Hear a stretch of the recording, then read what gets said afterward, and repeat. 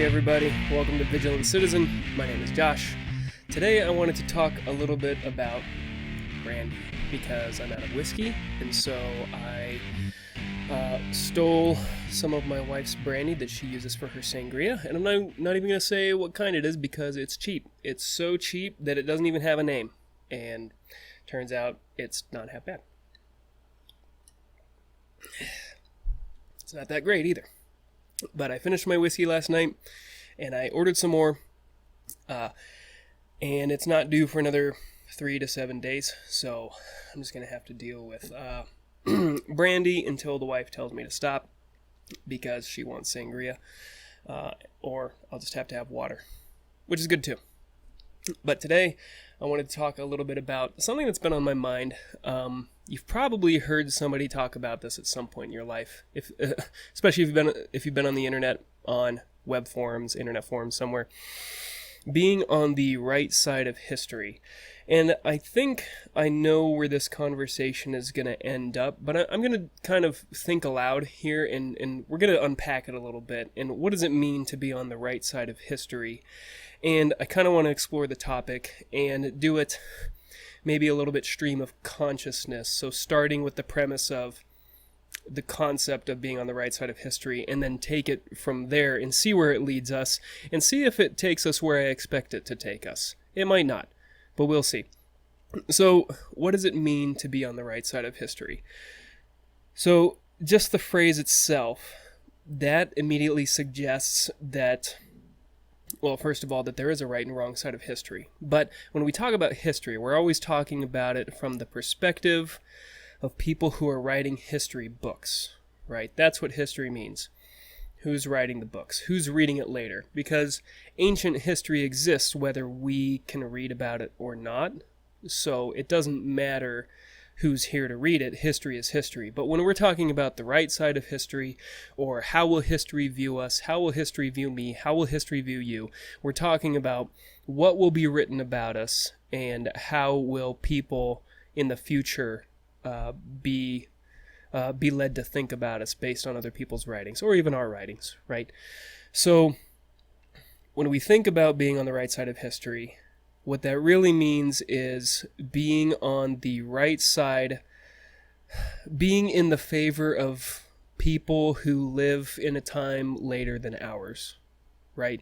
Because if history is what others in the future think of us, that's exactly what it means. That we want to be viewed favorably in the future by people who read history based on what people wrote about us now or in the near future. So, but I think where that leads is the very next question that I immediately want to ask is, how far along the line of the future, how far in the future do we want to take this, right?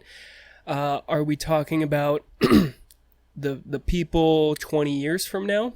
Are we talking about the people 40 years from now?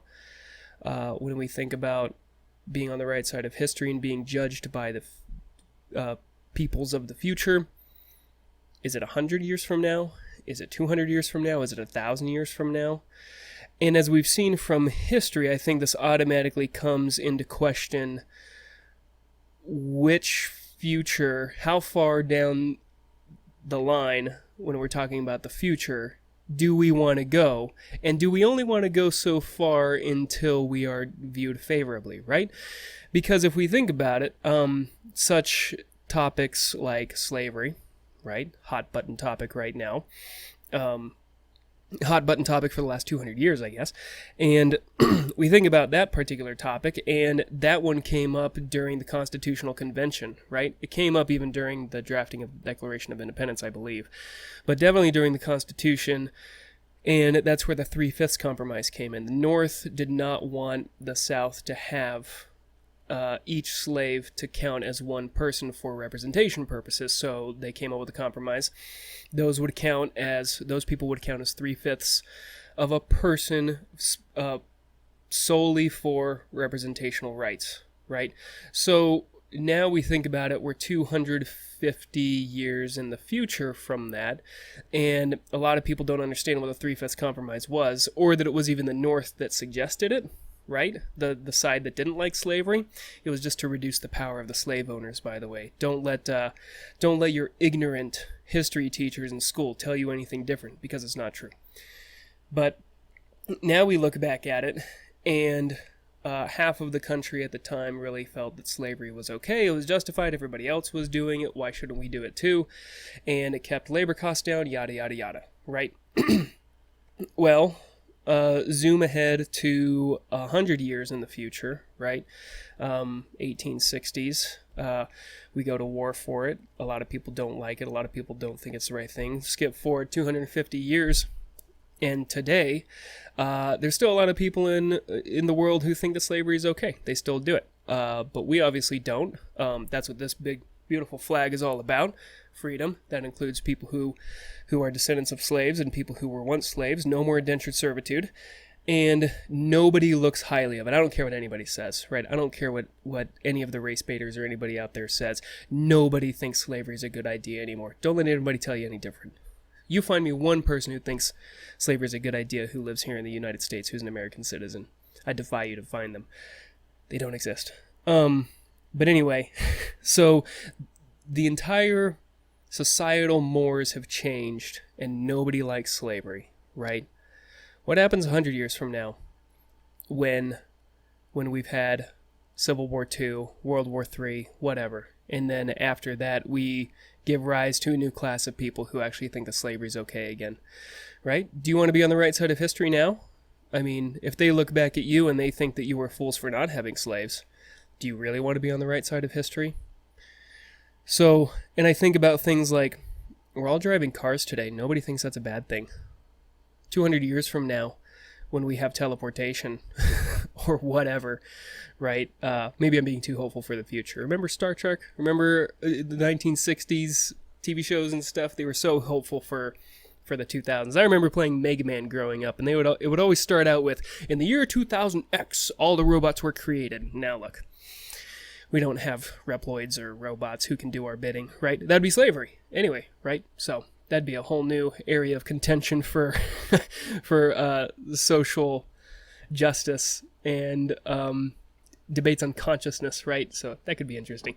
But if we're talking about owning cars today, and in 200 years we have teleportation devices or whatever, who's to say that people are not going to look back at us? The society isn't going to look back on us with hatred in their hearts because we drove cars, and it doesn't matter, right? It doesn't matter what your excuse is. It doesn't matter that you had to drive 30 miles to get to work. It doesn't matter that your work was 30 miles away.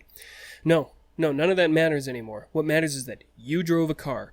That made you an evil person, right? Because the people in the future, 200 years from now, say so. And you have no say in that. You don't even get to be around to argue your case. You can't even say, whoa, wait a minute. Everybody else was doing it, and I had no choice because I had to make a living, and I had... No. None of that matters. You're a car owner. You're an evil person. You should rot in hell. Your statue should be torn down. You drove a car? Burn that book. That man drove a car. He should not be remembered. A lot of us eat meat. The majority of the world eats meat. The majority of people in America eat meat. 400 years from now, when we finally realize that cows have souls, and they probably do, right?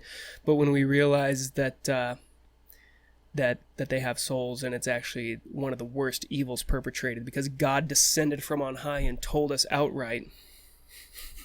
That's probably not a good example, because that kind of destroys where I think this is leading. But suppose society came up with a reason why eating cows was one of the worst things you could possibly do. Eating fish, eating sushi, eating a grasshopper is the worst thing you could have ever done.